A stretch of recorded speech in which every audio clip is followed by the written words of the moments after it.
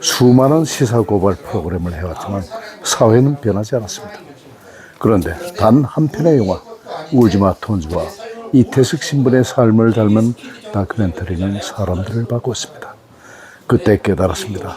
세상에서 가장 강력한 고발은 사랑이라는 것을. 이태석 재단 구수한 이사장의 감동 스토리입니다.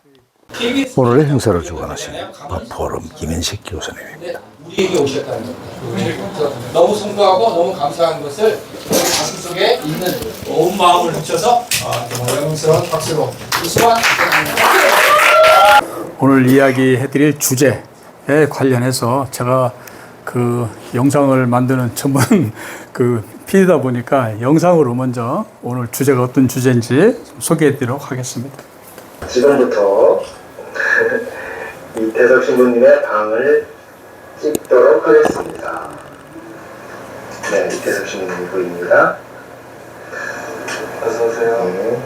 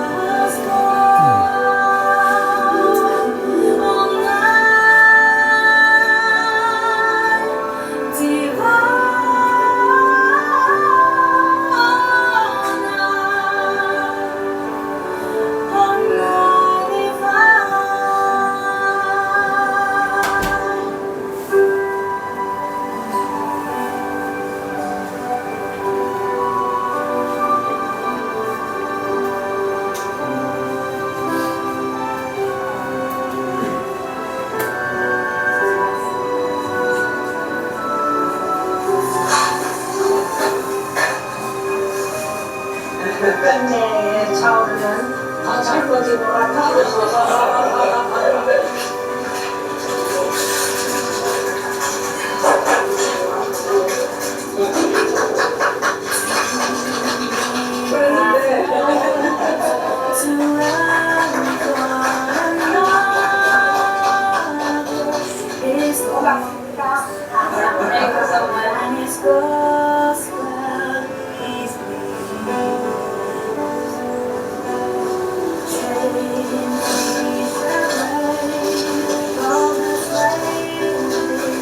South Sudan, Presidential Certificate of Recognition awarded to Father Dr. John Lee Tesok for his selfless devotion and tireless service to one community. We shall never forget Father Lee Tesok. Signed, His Excellency Salva Kiir, President of the Republic of South Sudan.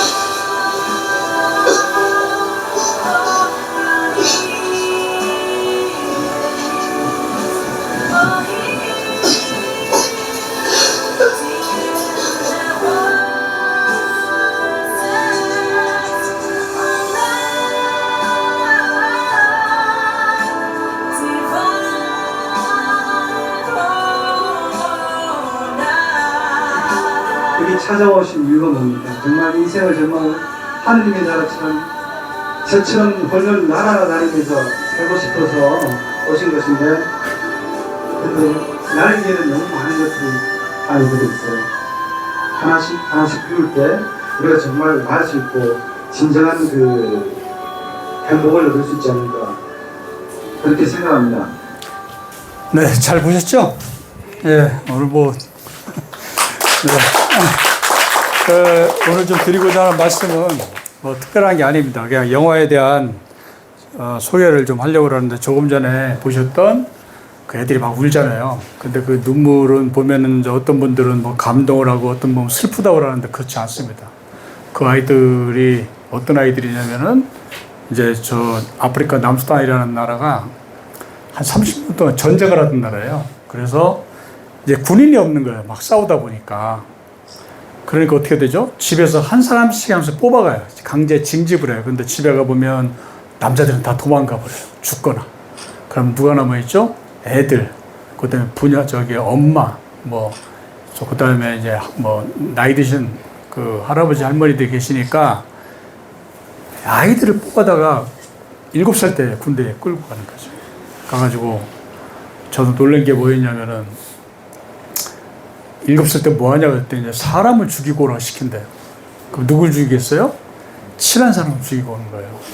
그거를 이제 이행을 안 하면은 막 때리고 밥도 안 주고 그러니까 아이들이 그걸 이제 이행을 들어오면은 8살 때 이제 군대에서 뭐 식기 닦고 밥 하는 거 도와주고 그 다음에 청소하고 하다가 9살 때 사격을 하는 걸 배워서 전쟁터에 나가요.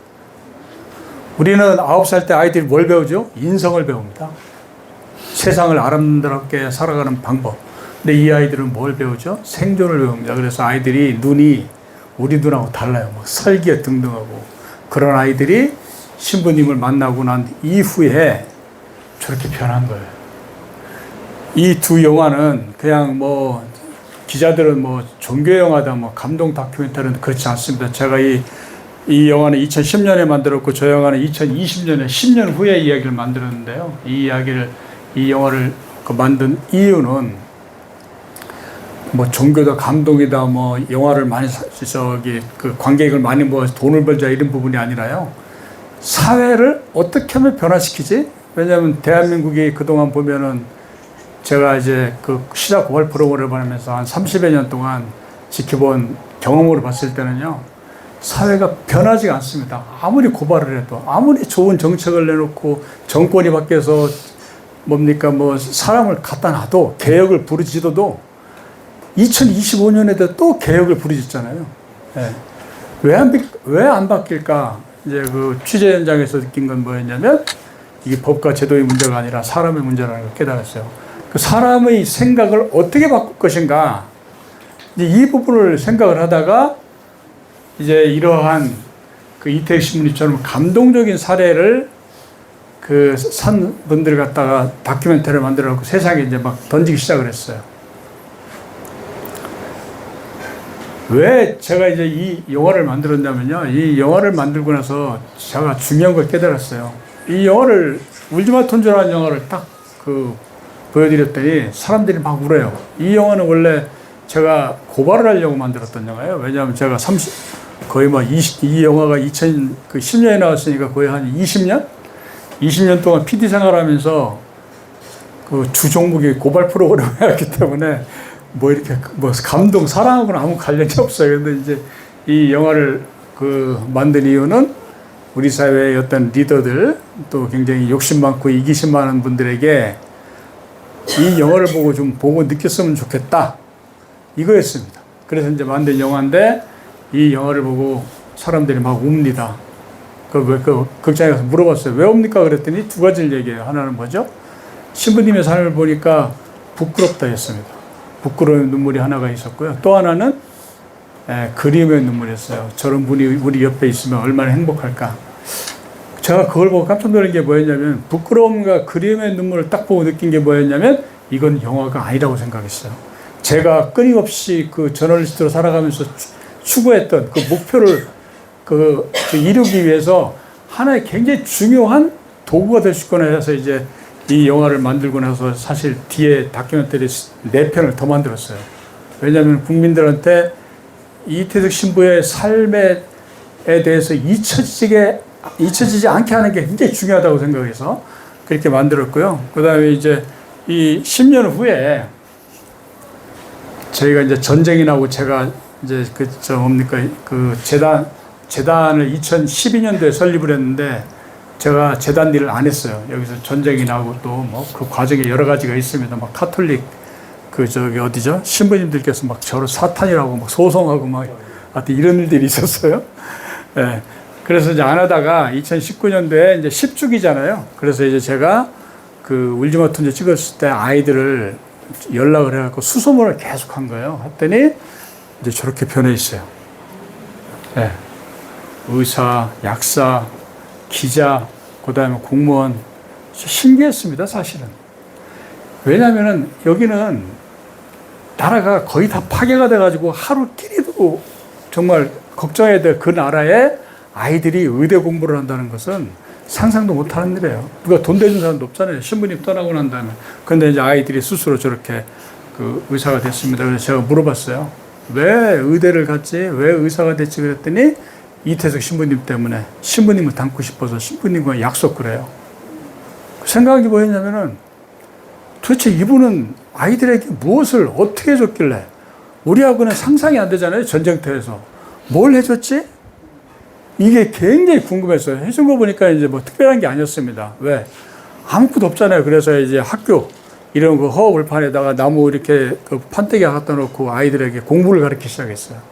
왜 그랬냐면 이 아이들에게 먹을 걸 주는 것보다 배움을 가르쳐서 아이들이 스스로 자립할 수 있도록 도와주는 것이 미래 이 아이들을 위해서 더 좋은 방법이다 생각해서 학교를 시작을 했고요. 그 다음에 이제 브라스 밴드. 예. 35조 브라스 밴드인데 그게 이제 수단 최초의 브라스 밴드예요. 전쟁 중에. 그걸 왜 만들었냐면 매일같이 포탄이 썰어지고 막 사람이 죽어나가니까 있잖아요. 아이들이 집에 가면 시신보조, 길거리 가면 시신보조, 포탄 떨어져. 이 제정신이 아닌 거예요. 그러니까 신부님이 이 아이들을 위해서 뭘 해주면 되지? 해서 한 게 뭐냐면 음악을 가르쳤다. 음악을 가르쳐갖고 아이들에게 뭔가 이렇게 사랑의 감정을 심어줘야 되겠다 해가지고 이제 했는데 그것도 정말 눈물 나는 이야기가 있어요.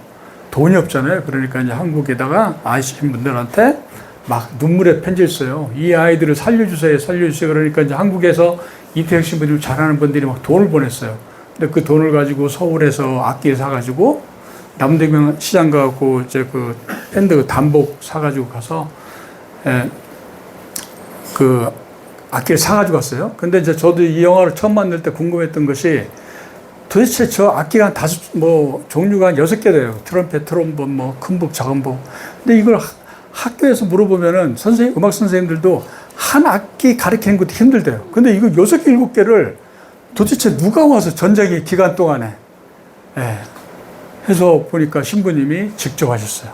악기 사갖고 와서 악보 갖다 놓고 배웁니다. 배워가지고 이 아이들을 가르쳐요. 근데 아이들이 6일 만에 합주를 해내요. 총 갖고 맨날 총 만지던 아이들이 갑자기 악기 만지더니 그 말이 안 되잖아요. 그런데 6일 만에 합주를 해내서 왜 어떻게 합주했지? 그랬더니 이게 신부님이 우리를 위해서 저렇게 해주시는 모습들 이런 부분을 보고 우리끼리 뭐 자기들끼리 얘기해갖고 열심히 해서 뭐 하자.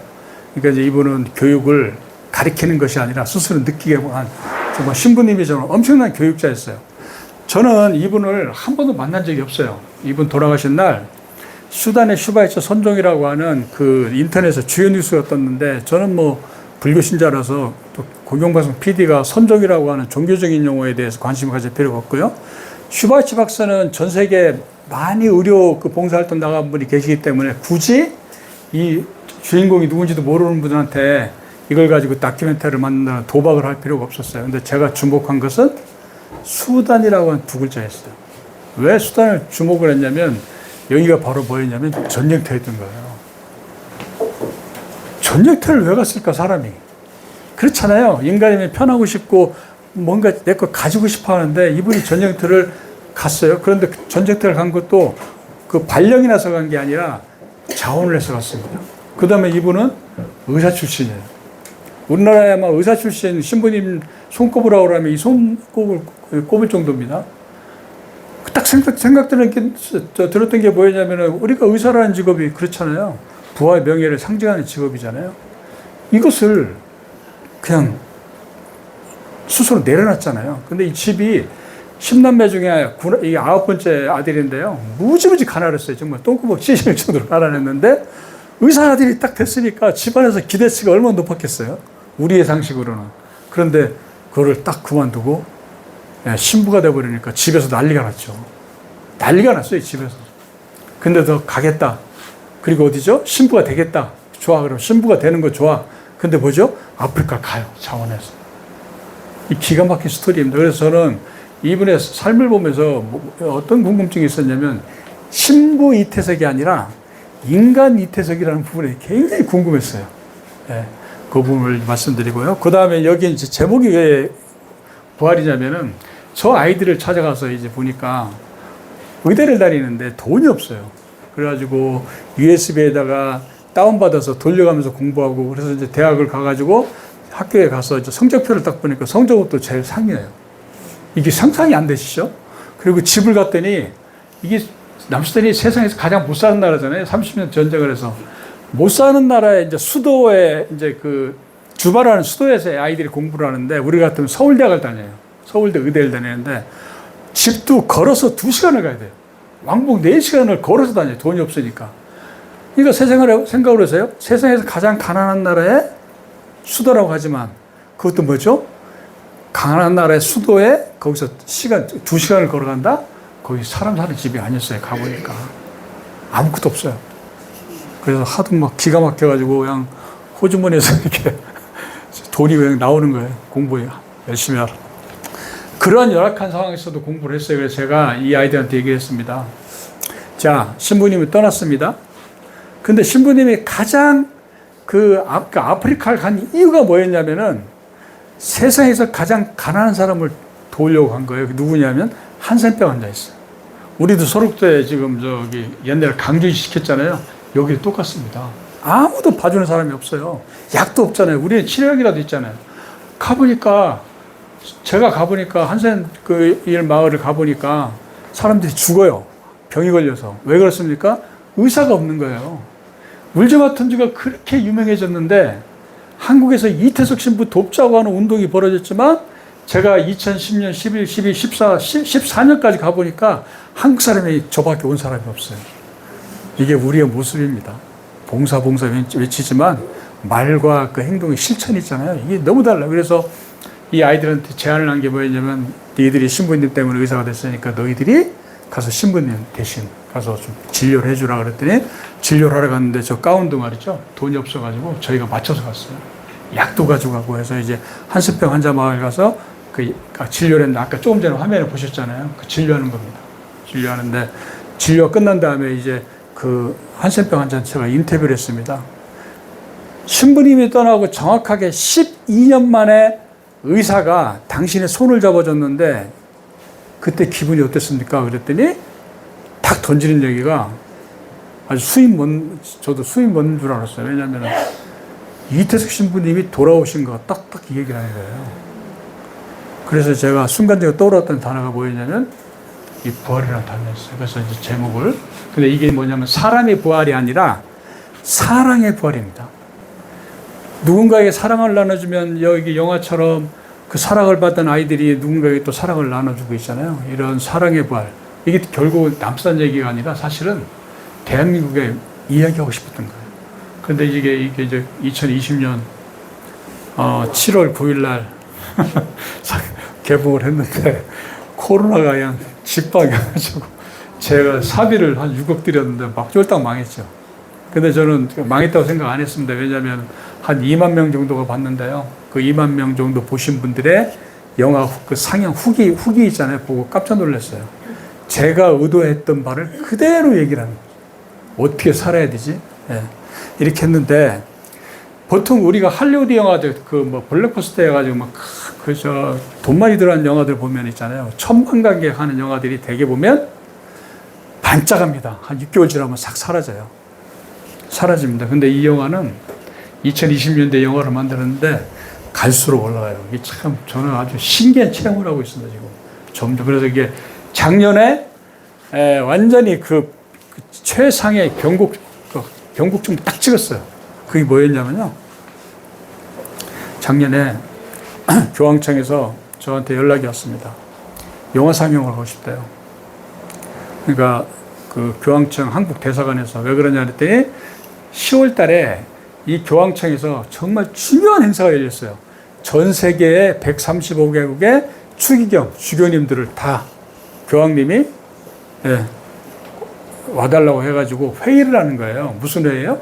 앞으로 카톨릭이 나가야 될 방향을 결정하는 거예요. 정말 굉장히 중요한 회의인데 그게 이제 한 달 동안 열리니까 한국 대사가 그 열리기 직전 9월 말에 이 영화를 상영하고 싶다. 누굴 위해서요? 그 추기경들 보여주고 싶다고. 그래갖고 이제 좋다고 갔어요.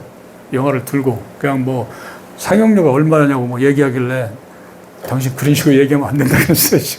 이태석 신부된 영화를 갖다가 그렇게 가격을 치냐고 이제 저 막 싫은 소리도 하고 그때 갔습니다. 가가지고 이제 중간에 여기서 영화를 상영했습니다. 여기 어디냐면 라테란 대학이라고 교황의 대학이에요. 교황이 설립한 대학인데 이게 이제 바티칸에는 없어요. 저기 로마 쪽에 있는 대학인데 여기에 영화 상영했는데 이제 추기경님들 몇 분이 오고 이날 아주 중요한 일이 있었어요. 교황님께서 이때 이제 그 룩셈부르크에 순방 중에 계셨는데 편지를 보내오신 거예요. 이 영화에 대한 편지. 이태석 신부님의 편지. 이건 정말 기적 같은 얘기입니다. 네. 세상에서 가장 존경받는 분이 이태석 신부님을 존경한다는 얘기를 했습니다. 저는 너무나 놀랐어요. 그래서 그러면서 하신 말씀이 뭐냐면 우리 성직자들이 이태석 신부의 삶을 따라가야 된다. 이렇게 얘기를 하세요. 또 하나가 뭐였냐면 이 부활 영화가 가난하고 고통받는 사람들에게 희망의 증거가 되길 바란다. 희망을 갖게 하는. 영화를 만든 감독 입장에서 있잖아요. 이게 어떻게 그냥 너무나 당황스러웠어요. 왜요? 그 교황님이 아니 영화를 찍어가지고 이태석 신부를 딱 찍어가지고 그렇게 얘기를 하시잖아요. 그러니까 교황님이 얘기를 하니까 어떻게 됩니까? 밑에는 자연적으로 막 야 이태석 신부 하게 되겠죠.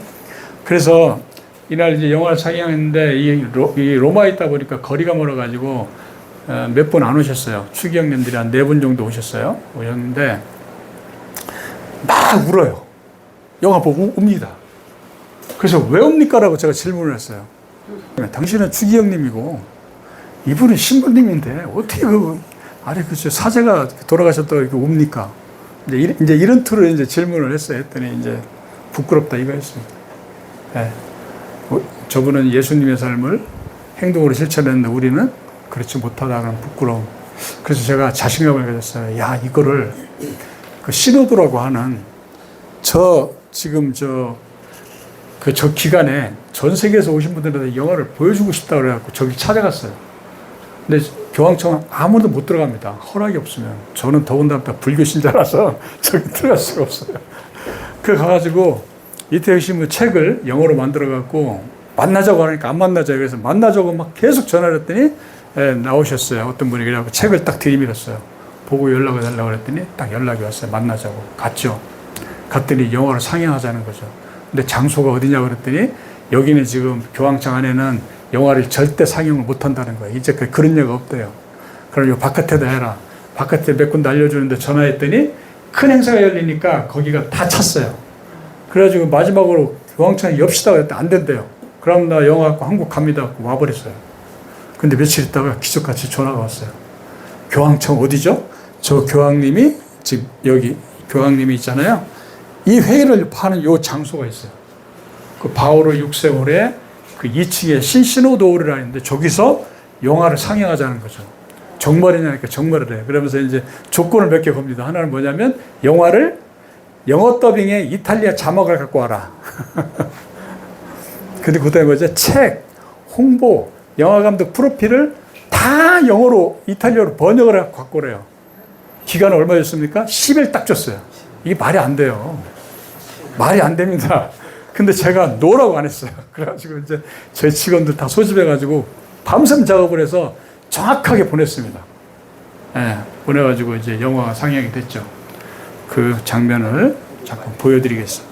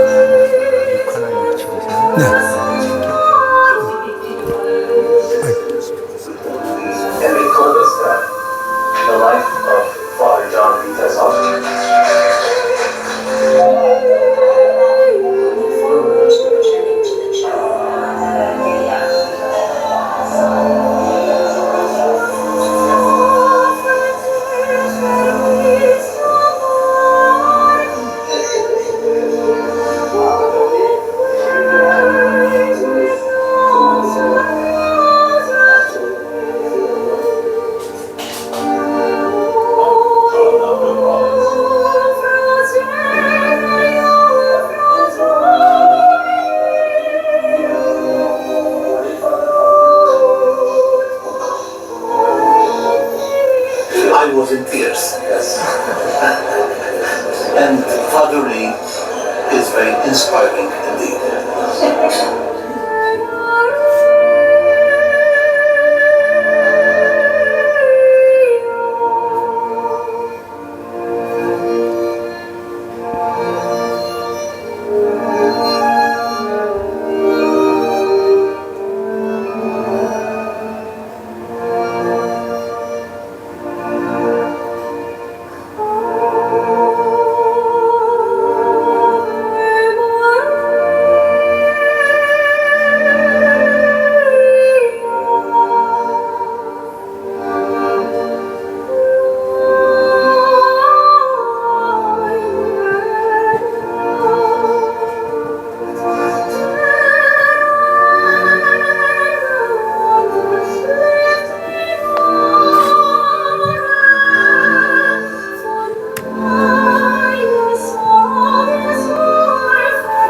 네.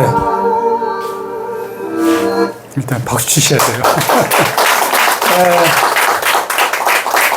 저도 사실은 이제 이태혁 신부님이 이런 분인 줄 몰랐어요. 그냥 뭐 사람들이 감동하니까 했는데, 와, 그동안 이렇게 어마어마한 분이었구나. 교황님이 존경하는 분이라고 그러잖아요. 너무나 기뻤고요. 이제는 뭐냐면 자신감이 생겼어요. 왜냐면은 아까 봤던 울지마 톤조 있잖아요. 그것도 교황, 2012년도에 교황, 바티칸 상영이 됐어요. 그러니까 뭐냐면 불교 신자가 만든 영화 2개가 다 바티칸 상영이 돼 이게 진기록을 세웠어요. 그 제가 이제 저 현장에서 이제 막 뭐 인터뷰 질문을 할 때 첫 마디가 인사말을 할 때 뭐였냐면 제가 불교 신자인다 그랬더니 막 다 놀라는 거예요, 전부 다. 어떻게 이런 일이 하면서 저보고 무슨 예수의 제자? 그거 아니냐, 막 이런 식으로 얘기를 해서 굉장히 좋았는데, 저 일이 있고 난 후에 전 세계적으로 이제 이태혁 신부님이 쫙 퍼져나갔습니다. 근데 오늘 이제 그 말씀을 드리려는 게 아니라, 이 교황님이나 이태혁 신부님의 삶을 통해서 제가 말씀드리고 싶은 얘기를 하려고 하는 거예요. 이게 이제 우리가 이제 종교의 경계를 뛰어넘는다고 말씀드리잖아요. 이 두 분의 삶의 공통점, 우리가 꼭 기억해야 될 게 뭐냐면요. 제가 이 두 분의 삶을 갖고 말씀드리려고 하는 것은 이거였습니다. 행복에 대한 이야기였어요. 무엇이 진정한 행복인가? 우리 사회가 지금 왜 이렇게 힘들까요? 이게 뭐냐면 행복에 대한 개념이 다른 거예요. 뭐죠? 돈, 권력. 초등학교, 유치원 때부터 그거 배우잖아요. 그 아이들이 그렇게 성장을 해서 여러 가지 관문을 통해서 어른이 됐다고 했을 때 과연 행복할까요? 제가 30여 년 동안 정말 한 100여 개 나라를 다니면서 있잖아요. 다큐멘터리를 한 150편을 만들면서 정말 많은 사람을 만났어요. 만났는데 불행합니다. 이건 제가 내린 결론이었고요. 그럼 어떤 사람이 행복한 건가? 오늘 좀 그 말씀을 좀 드리려고 하는데요. 여기 행복은 우리 자신에게 있다. 이게 무슨 말씀이냐면 저는 저것을 아주 가슴 깊이 느낍니다. 왜 느끼냐면 제가 그동안 제가 살아왔던 삶하고 딱 직결이 돼요. 네. 이게 제가 이제 방송국 입사의 그 첫 프로그램에 했던 부분이고요. 이제 취재했던 부분인데, 이 프로그램은 굉장히 힘듭니다. 밖에서 집에서 보실 때는 그냥 편안하게 보실지 몰라도 1시간 동안 공영방송 고발 프로그램에 만약에 고발을 당하면 있잖아요. 폐가 망치네요. 못 견딥니다. 왜냐면은 이잡듯이 서로 물론 결론을 갖고 얘기를 하기 때문에, 그래서 이제 이 방송을 취재가 시작이 되면 또 다른 전쟁이 벌어지는 거죠. 뭐죠? 방송을 막으려 되는 거예요. 그래서 협박 이런 것은 아주 부지기수입니다. 협박. 그 다음에 이제 저를 또 미행까지 해요. 미행해서 제가 어떤 술집을 간다. 그 사진 찍어다가 저 고발 프로 PD가 술 얻어먹는다. 이런 식으로 마타도를 들리고. 그러다 보니까 그동안의 삶이라는 건 거의 뭐냐면 참사람 없는 감옥이라는 표현이 좋을 것 같아요. 집과 회사만 왔다 갔다 해야 되고요. 그 다음에 이제 그래서 제가 협박을 해도 타협을 안 했어요. 어떤 경우는 집에다가 소포 붙이면은 칼, 가위 이런 것도 보내고요. 그 다음에 또 돈다발을 갖다가 이렇게 집 앞에 놓고 사진을 찍어가요. 그래서 PD가 돈 받았다고 이런 식으로 이제 사진도 찍고 협박을 하는 거죠. 타협을 안 했습니다. 안 했더니 그 다음에 뭐냐면 소송이 들어와요. 검찰에 고소하고 경찰에 고소하고 뭘로 고소할까요? 명예훼손으로 허위 방송했다고. 예. 그것도 이제 안 되면 그 다음에 민사소송이 들어와요. 손해배상 청구하라고. 그게 이제 제일 많이 들어왔던 돈이 한 300억 원. 예. 소송이 들어왔는데 개인적인 입장에서 봤을 때는 이거 굉장히 그거 좀 무섭죠. 근데 제가 이 부분을 타협을 안 한 이유가 있어요. 왜냐면은 이 프로그램에 주로 찾아오시는 분들은 누구냐면 우리 사회의 약자들이에요. 억울한 사람들. 나는 내가 억울하다고 생각을 하는데 시에서 얘기했더니 제가 잘못했다고 그러고 경찰서 갔더니 저보고 잘못했다고 그러고 재판 걸었는데 저보고 잘못했다고 그러고 도는 거죠. 입장 바꿔 생각해 보세요. 나는 잘못이 없는데 당신이 잘못이라 그러면 그것도 뭐죠? 돈이 집 한 채가 날아가고 안 날아가고 이런 어떤 정말 생존권의 문제가 걸렸을 때는 죽고 싶었을 거예요. 그래서 견디다 못하다가 죽잖아요. 근데 이분들이 이제 마지막으로 찾아온 데가 어디냐면 방송국이에요. 나의 억울한 점을 세상에 알리고 싶은 거예요. 그러니까 찾아오신 분들의 모습을 보면 정말 절박합니다. 그냥 절박해요. 네. 그래서 타협을 못한 이유가 뭐냐면 이렇게 절박한 분들이 마지막으로 찾아오는데 만약에 여기서 제가 타협을 해버리고 싹 안 한다고 했을 때 저분들은 어디에 앞으로 살아갈 때 어떻게 살아가지 하는 생각이 이렇게 있다 보니까 제가 이제 이 프로그램을 견뎠어요. 그리고 이제 그러다가 이렇게 나중에 이제 그 전문성을 인정받아가지고 책임 PD도 하고 MC도 하고 이렇게 해서 프로그램을 했는데요. 곰곰이 생각을 해보니까 제가 여기서 왜 떠나지 않았지? 몰랐어요, 저는. 그냥 PD니까, 저널리스트니까 가야 된다고 생각을 했는데 이태석 신부 영화를 만들면서 깨달았어요. 이것 때문에 제가 이 PD들이 1년 지나면 갑니다. 왜 갑니까? 진급도 안 돼요. 회사에서 압력이 내려오잖아요. 빼라고요.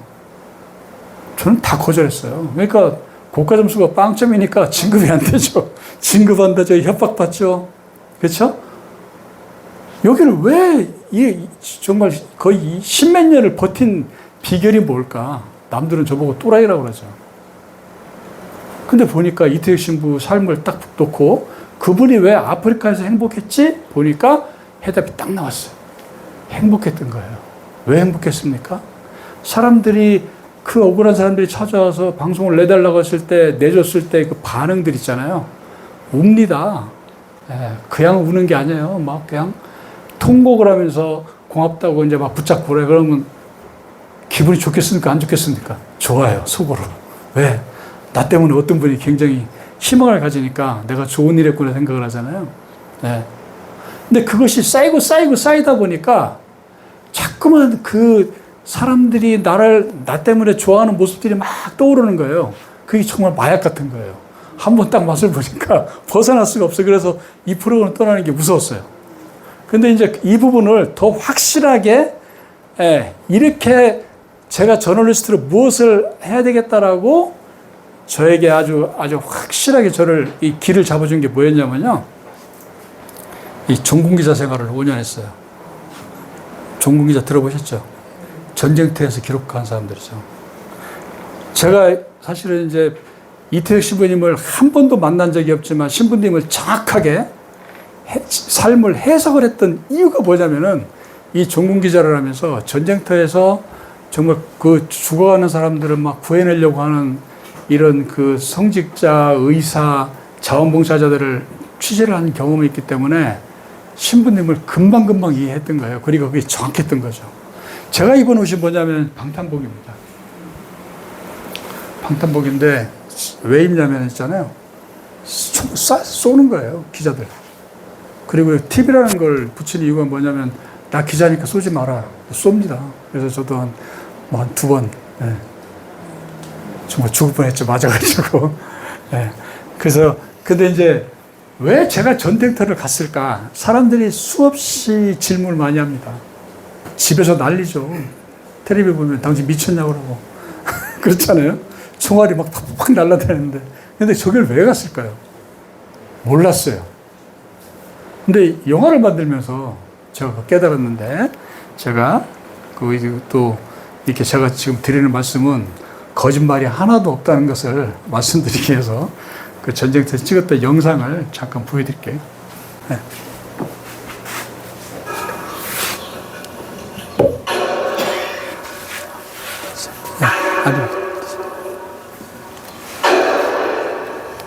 총탄이 뒷받치는 현장은 있는 그대로 기록됐습니다. 가장 중요한 건 직접 눈으로 확인한 것만 보도를 해야 한다면 국민들은 그 방송을 그대로 믿습니다. 지금 우리 눈에 비치는 세상을 우리의 목소리로 기록했습니다. 이곳에서는 그동안 잠잠했던 자살 테러가 다시 시작됐습니다. 지금 제 무릎을 켜선 방금 전 폭탄 테러가 발생한 이 정보위원 건물입니다.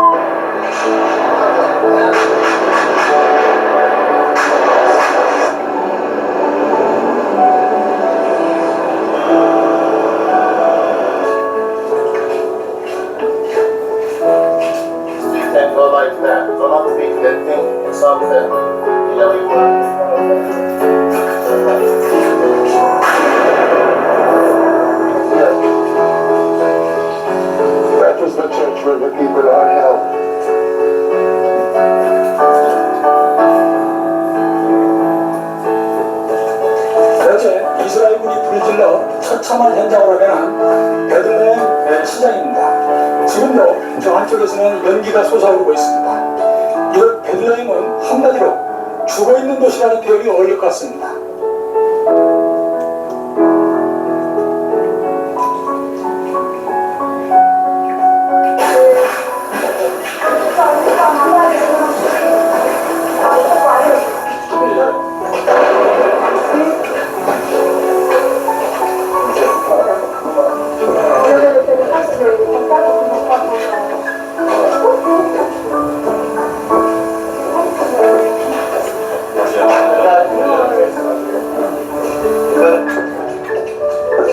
This is Bryce.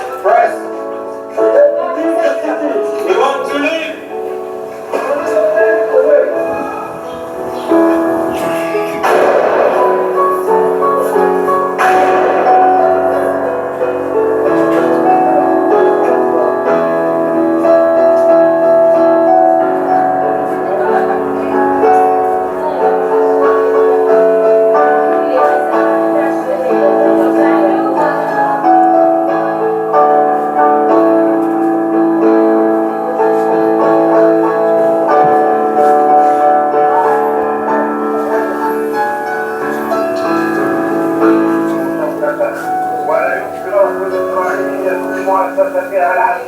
ست ولاد وست جدات نهار وقضيتهم وعمياتهم عندي بس شربناهم شرب يا حرام.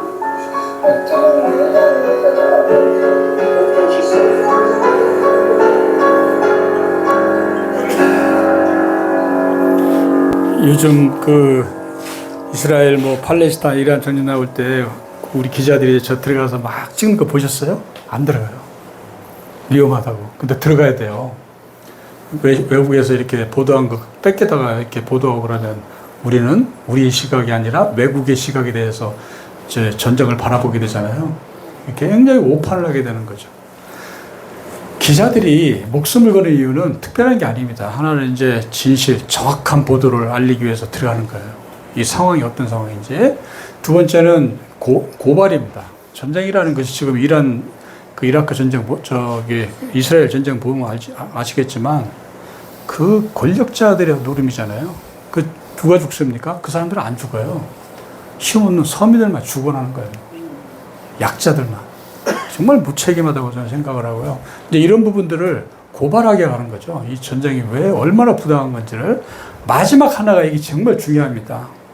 그 아까 보셨던 그 사람들에게 희망을 주기 위해서, 아까 거기가 이제 베들레헴의 지역인데 이스라엘 군들이 그 마을 베들레헴 전체를 다 통제해서 못 들어가게 해요.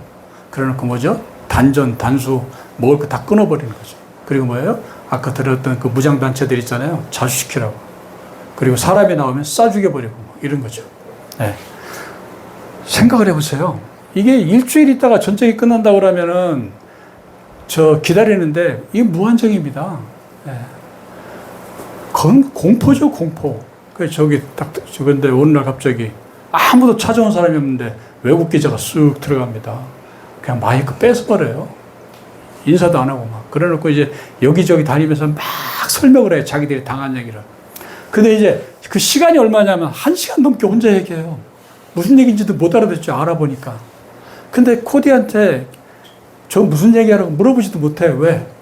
너무나 막 열변을 토하면서 얘기하니까. 그런데 이제 1시간에서 1시간 반 정도 얘기 끝난 다음에 얘기를 다 끝냈습니다. 그 다음에 하는 얘기가 뭐죠? 미소가 돌아요. 네. 속이 후련하던. 네. 근데 저 처음에 이상했어요. 아니, 들어올 때는 저 울고불고 하는 사람이 저는 해준 게 아무것도 없는데 왜 저렇게 미소가 돌까? 네. 그래서 제가 저기서 배웠던 게 뭐냐면 경청의 소중함을 배웠어요. 이야기를 들어주는 것 있잖아요. 이야기를 들어주면 어떻게 되죠? 진심이 담겨 있어야 돼요. 저 사람이 얼마나 고통스러워하지? 이걸 느끼니까 이렇게. 근데 그런 부분들이, 제가 이제 이태석 신부님을 정확하게 본 거예요. 그게 맞았습니다. 이 세 가지인데, 이 종군 기자들이 목숨을 거는 이유가 이건데요. 제가 여기서 아주 중요한 걸 깨달았던 게 뭐였냐면, 자꾸만 전쟁터를 가게 돼요. 왜 가게 됐냐면, 사람들이 저를 보면 좋아하잖아요. 고마워하잖아요. 한국에 들어갔다가 자꾸만 그 생각이 나서 또 갑니다. 또 가는데 어느 순간에 제가 중요한 걸 깨달았어요. 제가 누군지를 알게 됐어요. 내가 누군지를. 네, 뭐 우리가 Who am I를 하잖아요. 내가 누구지? 내가 누군가에게 필요한 존재였구나.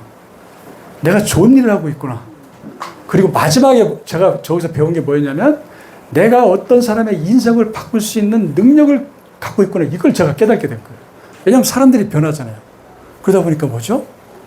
제가 저를 존중하게 되더라 이거죠. 자존감이 쫙 올라가요. 자존감이 올라가다 보니까 제 삶에 만족을 하니까 얼굴에 미소가 들기 시작한 거죠. 이태수 신부님이 전쟁터에서 활짝 웃는 얼굴이 바로 이것 때문이었다는 걸 제가 사실은 신부님 영화를 만들면서 아주 굉장히 큰 깨달음을 받았는데요. 이제 더 중요한 게 뭐냐면은 이렇게 누군가 약자를 위해서 뭔가 목숨을 걸라는 게 아니라 이렇게 그 약자를 위해서 생각하고 도움을 주려고 하고 함께 살아려고 하는 사람들 있잖아요. 그 사람들은 대체적으로 보면 사람들이 존경합니다. 존경하잖아요. 근데 이 존경을 우리가 살아가면서 존경을 왜 받아야 되나요? 우리가 국회에서 뭐 서로 간에 막 존경한다고 그러잖아요. 의원들이. 그건 존경이 아닙니다. 그거는. 존경이라는 것은 제가 다 놓고 말씀드렸는데 목숨 걸어야 돼요. 누굴 위해서요? 나의 도움이 필요한 사람에게 도움을 줘.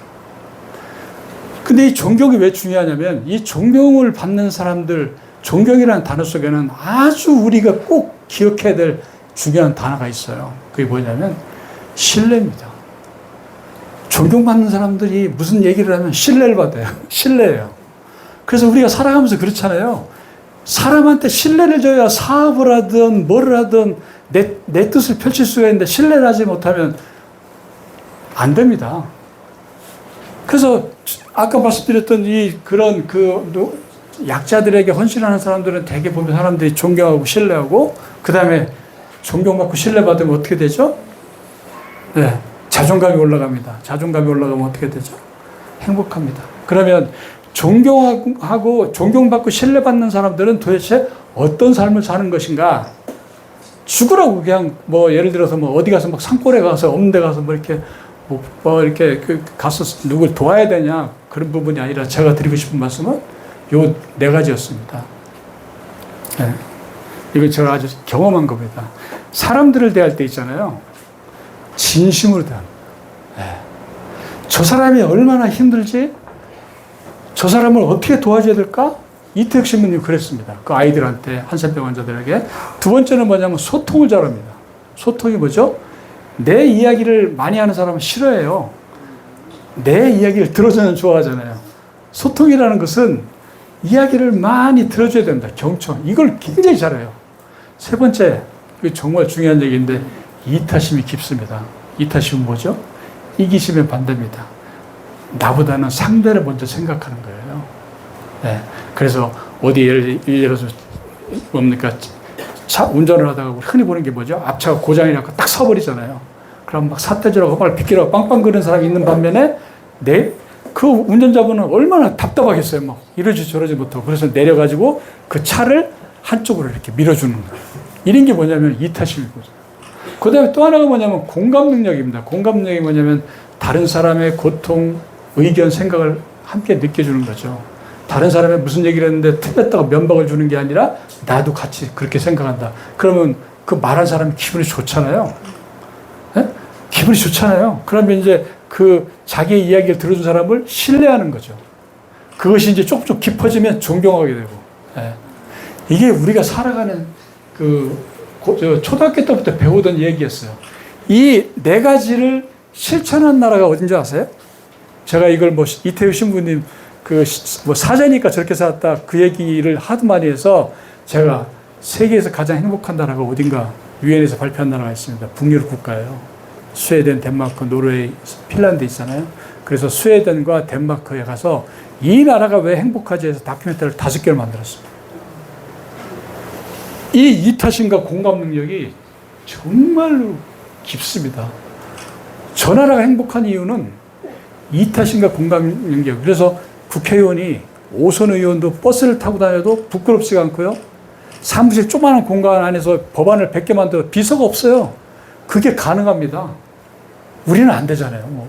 비서를 막 7명, 8명에다가 공간은 크고 막 이러잖아요. 그 차이가 뭐죠? 국민의 세금을 단돈 1원을 쓰면 안 된다? 정치는 봉사라는 것을 실천하는 거죠. 철저하게 이겁니다.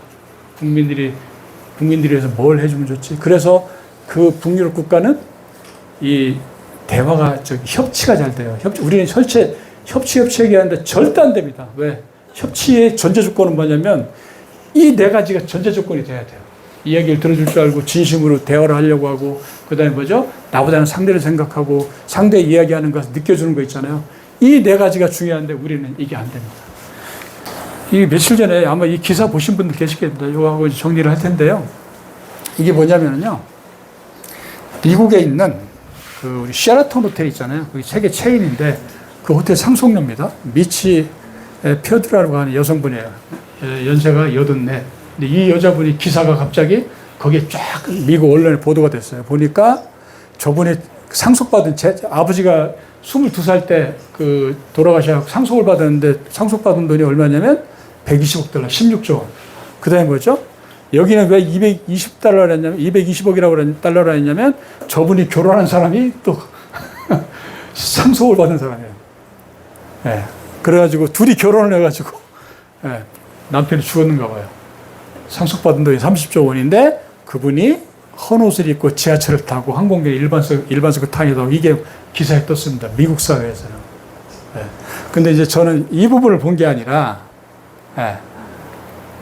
저렇게 이제 큰 행사에 갔는데도 뭐입니까? 저 청색 중고 옷 입고 다니고요. 저기는 뭐냐면 오른쪽 왼쪽은 뭐냐면 저분이 이제 부군 되시는 분인데 저분이 약혼 반지를 우리 돈으로 한 15억짜리를 저 사준 거예요.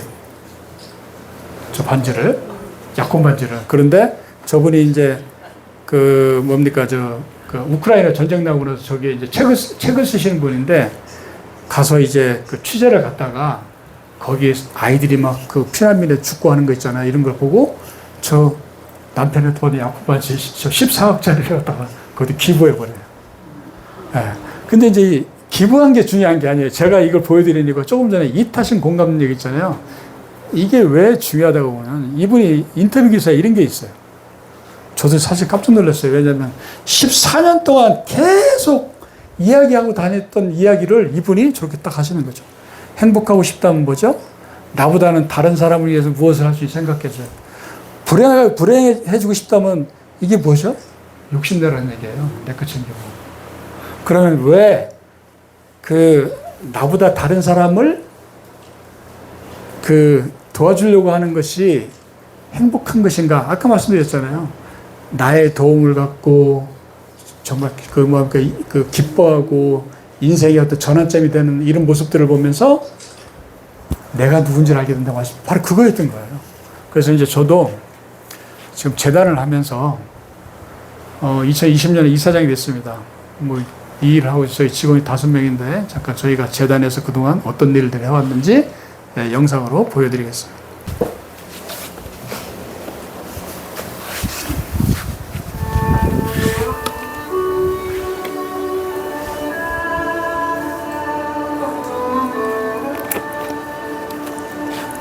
가장 보살것없는 이해를 해준 것이 바로 예수님을 해준 것이 나타나는 그게 사실 하나의 성경 구절이었지만 내 마음속에 항상 간직하고 있었어요. 그래서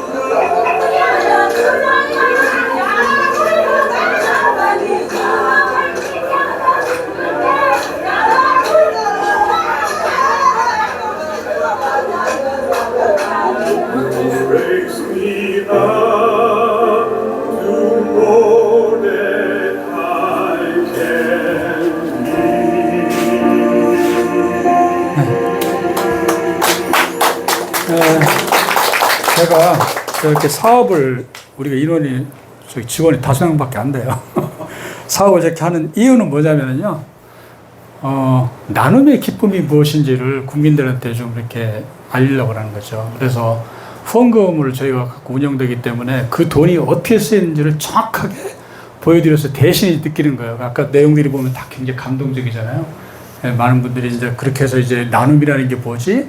나보다 좀 약자들에게 좀 이렇게 다가가야 된다는 이런 어떤 사회를 만들기 위해서 사실은 저 사업을 하다 보니까 무지무지 힘들어요. 5명에서 혼자서. 처음엔 저 혼자 다 했어요.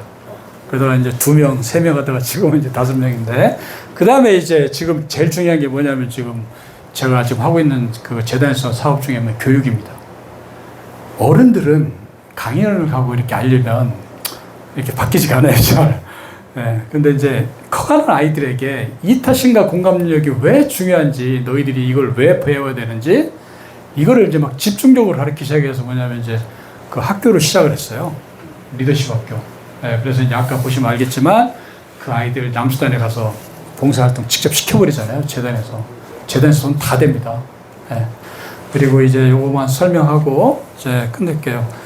이 책은 이제 제가 왜 썼냐면 책을 팔기 위해서 쓴 게 아니라 사람들한테 이제 영상이 아니라 글로서 이제 읽게끔 해가지고 느끼게끔 하려고 했었는데 이게 이제 사실 목적은 뭐냐면 학교를 막 좀 전하고 싶어서 했어요. 근데 이게 이제 됐습니다. 학교에서 이 책을 이렇게 이제 그 수업으로 이렇게 막 수업을 해요. 그럼 수업을 한 다음에 자기들끼리 토론한 다음에 제가 마지막에 가서 강연을 해요. 그 내용이 뭔지. 그러다 보니까 뭐 사실은 뭐 내용들이 굉장히 우리가 생각하는 것보다 진도가 무지 빨리 나가죠. 그래서 이제 이게 이제 뭐냐면 초등학교애가 이게 쓴 거예요. 저 책을 읽고 네가 한번 써봐라 그랬더니 이태석 이름 써놓고 뭐죠? 부족한 것들 때문에 불편한 점도 있지만 부족한 것들 때문에 깨달음도 많이 얻는다. 뭐 이게 6학년이가 쓴 글입니다. 이태석 신부님 절대 잊지 않겠습니다. 뭐 이러잖아요. 이건 제가 볼 때는 나라를 위해서라도 개인뿐만 아니라 나라를 위해서도 굉장히 중요하다고 생각하고요. 이건 선생님입니다. 선생님들이 이제 막 저를 불러내기 시작을 해요. 불러내서 이제 강연하는데 이게 뭐냐면 가정 형편이 힘든 친구도 많고 저는 몰랐어요. 그런 학교인지를. 자해하는 친구들이 많대요. 근데 그 아이들은 모아다 놓고 저한테 강연을 시켰는데 그걸 사전에 얘기를 안 해줬어요. 근데 이제 끝나고 났는데 애들이 한 50명이 줄을 서가지고 안 가는 거예요. 사인해달라고. 선생님이 이제 그걸 보고 쓴 거예요. 이렇듯이 아이들이 이태석 신부님의 세미나에 막 빠져들기 시작하죠. 왜 빠져들까요? 저분의 삶에 감동을 하는 게 뭐냐면 무서운 게 이거였어요. 어른들이 자기들한테 와서 얘기할 때 뭐죠? 착하게 살아라, 정직하게 살아라, 열심히 하라 그러는데 아이들도 아는 거예요. 저 어른이 그렇게 이야기하는 사람이 어떻게 살았지? 근데 이제 아까 보셨잖아요. 이태혁 신문 상 같은 게 보면은 이 진짜 감동적이니까 아이들이 빠져버리는 거죠. 그래서 이제 이건 어디냐면 이제 인천국제고등학교에는 전체 강연을 듣고 아이들이 강연 듣고 나서 그 다음날 모금 활동을 해가지고 250만 원 모았잖아요. 그래서 제가 그 돈을 받아가지고 한살인 마을에다 딱 보냈어요. 봐가지고 사진을 찍어 보느라고 했어요. 물건 사주고. 그래서 그거 갖고 이 학교에다 다시 보내줬어요. 너희들이 보낸 돈이 이분들에게 이렇게 전달이 됐다. 그거 갖고 이제 막 학교 막 신문에다 올리고 이제 이런 식으로 이제 막 분위기를 만들어가는 거죠. 어쨌든 뭐 이런 노력을 했는데 여기에 이제 보자면은 이게 굉장히 큰 불교단체에 준 상이에요. 한 달 전에 받은 상인데 저도 놀랐습니다. 왜냐면 저희가 신청한 게 아니라 자기들이 뽑아서 상을 준 거예요. 근데 상금이 얼마냐면 1억이었어요. 1억이었는데 저 개인한테 준다길래 싫다고 그랬어요. 재단으로 달라고 그랬어요. 그때 이 사람은 무지 좋아하는 거예요. 그래서 이제 재단으로 받았어요. 그리고 여기는 어디냐면 엊그저께입니다. 이게 뭐냐면은 남수단에 저 가운데 분이 누구냐면은 교육부 장관이에요. 네. 저분이 누구냐 원광대 총장이에요. 총장님한테 가서 남수단 아이들을 불러가지고 교육을 좀 시켜달라고 했어요. 그랬더니 오케이 해갖고 60명이 들어와요. 그래서 장관 보고 당신도 이렇게 해주는데 한국에서 고맙다고 인사해야지. 그래서 오라고 그래갖고 이제 비행기 표를 보냈어요. 그래갖고 와가지고 근데 이건 굉장히 중요한 의미가 있습니다. 왜냐하면 이렇게 집단으로 많이 오는 경우가 없어요. 근데 제가 이렇게 하는 이유는 뭐냐면 두 가지예요. 하나는 남수단 아이들이 이제 한국에 가서 공부한다고 그러니까 제 페이스북에 보니까 막 모르는 애들이 막 친구 신청이 들어와요. 그게 뭐죠? 희망을 갖는 거예요. 그 다음에 이제 한국, 우리 국민들에게 뭐죠?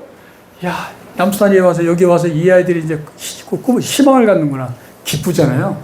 그런 뭡니까, 이게 남은 뭐 이거 아니라 어떤 그 정신, 나눔을 통해서 그 행복이 뭔지 느끼는 거 있잖아요. 이거를 이제 저희 재단에서 계속 끌어내고 있는 거고요. 이거 이제 뭐냐면 이제 7월 말에 발표됩니다. 이게 저희 통보는 받았는데 저희가 이제 2년 전에 UN NGO를 신청을 했어요. UN에다가요. 근데 이제 2년 만에 그 연락이 왔는데 뭐냐면 NGO가 통과됐다고 연락이 왔어요. 그래서 재단이 이제 UN 그 기구로서 이제 활동을 합니다. 사람이 5명밖에 없는. 근데 이 부분도 그 심사한 사람 얘기하는데 유일하게 만장일치로 통과했다고 그래요. 네, 그러면서 이제 이태석 신부님의 삶에 대해서 얘기를 해서 제가 첫 번째 사업으로 그 UN 그 9월 달에 저 UN 그 총회 열리잖아요. 그때 저 부활 영화를 상영하겠다고 그랬어요. 왜냐하면 저희가 기구가 되면 유엔의 회의에 참석을 하고 발언을 하고 그다음에 사업을 제안할 수가 있어요. 그리고 유엔에 가서 아이들을 데리고 가서 거기서 학교도 할 수가 있고 이런 여러 가지 혜택들이 있어가지고 이제 아까 보셨던 저런 아이들을 유엔에 데리고 가가지고 이제 또 이렇게 새로운 경험을 하고 이런 일들이 이제 아마 9월 달부터 시작이 될 거라고 생각합니다. 자, 우리가 제 말씀을 다 드렸는데요. 마지막으로 우리가 봉사란 무엇인가? 봉사 얘기 많이 하잖아요. 봉사란 얘기하는데 초등학교 6학년 교과서에 이렇게 나와 있습니다. 도덕 교과서에 봉사란 나의 도움이 필요한 사람을 조건 없이 도와주는 거 돼 있는데 이렇게 돼 있어요. 아이들이 그렇게 배우고 있는데 제가 이제 학교 가서 뭐냐면 그거 아니라고 얘기하죠. 봉사는 네 자신을 위해서 하는 거다. 왜? 네가 누군가를 도와줬을 때 도움을 받은 사람이 기뻐하는 모습을 보면서 내가 누군지를 알게 되니까 봉사를 하는데 어디 가서 뭐 양로원 가서 뭐 어깨 주물르고 그 봉사가 아니라 친구한테 따뜻한 말 한마디 해주고 선생님이나 부모님께 감사합니다 이렇게 말씀을 드려봐라 그러면 부모님과 선생님의 얼굴 표정이 어떻게 보나 활짝 웃으실 거다 그러면 그 웃는 모습을 보면서 네가 마음이 굉장히 기쁠 거야 이제 이런 식으로 지금 교육을 하고 있는데요. 이제 그 교육 현장에 많이 퍼져서 교육청에서 어떤 뭐 나주교육청 같은 경우에는 그 교육청의 이념, 철학, 우리 이렇게 막 선포식도 하고 해서 재단 한 입장에서 힘은 들죠. 전국을 다녀야 되니까 뭐 1년에 한 160회 강연이니까 한 이틀에 한 번꼴 다녀야 되잖아요. 근데 대부분의 한 80%가 학교를 다니고 있어요. 그래서 이제 한 10년 후에 과연 대한민국에 뭔가 좀 희망을 갖는 사회를 만들어 보자. 이것이 저희가 재단이 지금 하고 있는 목표입니다. 네, 감사합니다. 법과 제도만으로는 사람이 바뀌지 않는다. 오로지 교육의 힘만이 그것을 가능케 한다. 사랑과 희생 그리고 공헌하는 삶만이 행복하다. 너무나 감동적인 그리고 가슴 찡한 이야기였습니다. 이처럼 작은 몸짓들이 우리 사회를 밝게 하고 우리 인류를 영원히 행복하게 만드는 힘임을 저는 믿습니다. 긴 시간 경청해 주셔서 대단히 감사합니다.